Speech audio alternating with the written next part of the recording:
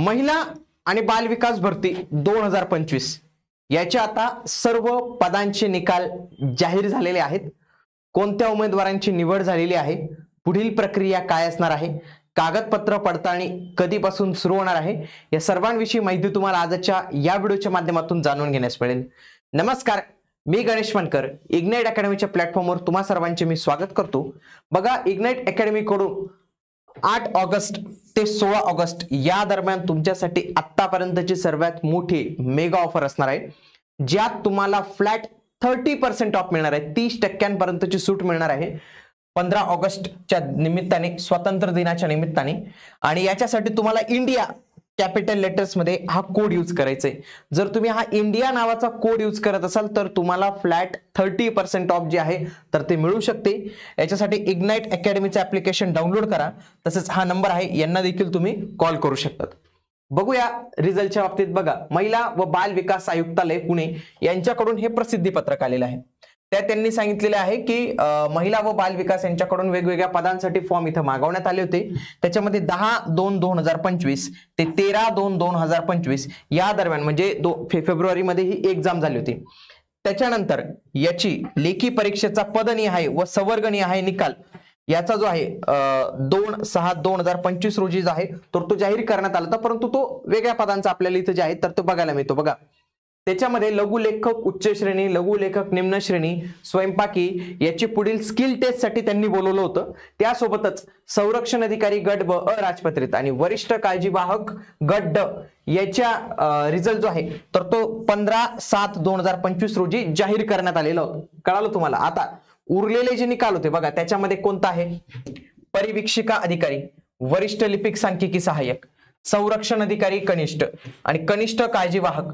तर याचे 7/8/2025 रोजी म्हणजे आताच 7 ऑगस्ट रोजी जे आहे तर हा निकाल इथं प्रसिद्ध करण्यात आलेला आहे. ज्यांना या निकालावर आक्षेप असेल तर या प्रसिद्धीच्या म्हणजे या 7 तारखेपासून म्हणजे 14 तारखेपर्यंत तुम्हाला महिला व बाल विकास आयुक्तालय पुणे येथे जाऊन लेखी स्वरूपात जो आहे तर तो तुम्हाला अर्ज करायचा आणि जे काही प्रूफ असतील तर ते प्रूफ तुम्हाला इथं द्यावे लागणार आहे. तर हे अशा पद्धतीने असणार आहे. बाकी यांची तात्पुरती निवड यादी आणि प्रतीक्षा यादीमध्ये जे काही उमेदवार असतील त्यांना आता पुढची स्टेप असणार आहे ते म्हणजे कागदपत्र पडताळणी. मग ही एक तात्पुरती निवड यादी आणि प्रतीक्षा यादी असणार आहे. याच्यातील सर्व उमेदवारांना, इव्हन दो प्रतीक्षा यादीमधील उमेदवारांना देखील ते कागदपत्र पडताळणीसाठी पुणे येथे बोलवतील. त्याबाबतचं वेळापत्रक आणि सूचना ते संकेतस्थळावर प्रकाशित करतील. त्यासोबतच तुम्हाला याची संपूर्ण माहिती आपल्या या चॅनलवर मिळून जाणार आहे, म्हणून तुम्ही या चॅनलला जरूर जे आहे तर ते सबस्क्राईब करून ठेवा. बघा, आता पुढं त्यांनी जो आहे तर तो निकाल दिलेला आहे. या निकालाच्या माध्यमातून आपल्याला अंदाज येईल की कट ऑफ जो आहे तर तो कुठपर्यंत जातो. बघा, पहिल्या पोस्टचं नाव आहे बघा, probation officer group C, open मधनं सिलेक्शन यादी आपल्याला पाहायला मिळते. बघा, इथं गुण आपल्याला पाहायला मिळतात. हे आफ्टर नॉर्मलायझेशनचे गुण आहेत. 193.73चा टॉपर आलेला इथं. हा टॉपर आहे बरं का, हा टॉपर आहे. ओपन जनरल 1 2 3 4 5 6 7 8 पर्यंत जाऊया म्हणजे 190 ओपन जनरलचा कट ऑफ लागलेला आहे. 190.28 हा ओपन जनरलचा कट ऑफ जो आहे तर तो लागलेला आहे. बाकी पुढे समांतर आरक्षणाचे काही आहेत. पुढे एससी जनरलचा कट ऑफ जर पाहिला, एसटी जनरलचा कट ऑफ जो आहे तर तो आपल्याला पाहायला मिळतो 179.40 एवढा पाहायला मिळतो. त्यासोबतच एससी जनरलचा कट ऑफ हा 189 एवढा जो आहे तर तो इथं लागलेला आहे. पुढे ओबीसीचा आपण पाहूया. बघा, ओबीसीचा जो कट ऑफ आहे जनरलचा तर तो लागलेला आहे 189.60 आणि ईडब्ल्यूएच जनरलचा कट ऑफ किती लागलेला आहे 186 एवढा ईडब्ल्यूएच चा कट ऑफ जो आहे तर तो लागलेला आहे. ही एक लिस्ट झाली मित्रांनो. पुढचं जे आहे बघा, सिनियर क्लर्क. सिनियर क्लर्क याचा पण जो ओपन जनरलचा कट ऑफ पाहिला तर तो 180 पर्यंत आपल्याला पाहायला मिळतो. हे आफ्टर नॉर्मलायझेशनचे स्कोर्स आपल्याला इथं पाहायला मिळतात. इथं संपूर्ण नाव आहेत. ऍक्च्युली आहे ना, यांनी एक गोष्ट लक्षात ठेवायला पाहिजे, यांनी एक सर्चेबल पीडीएफ दिली पाहिजे. ही एक स्कॅन ओसीआर ची पीडीएफ आहे.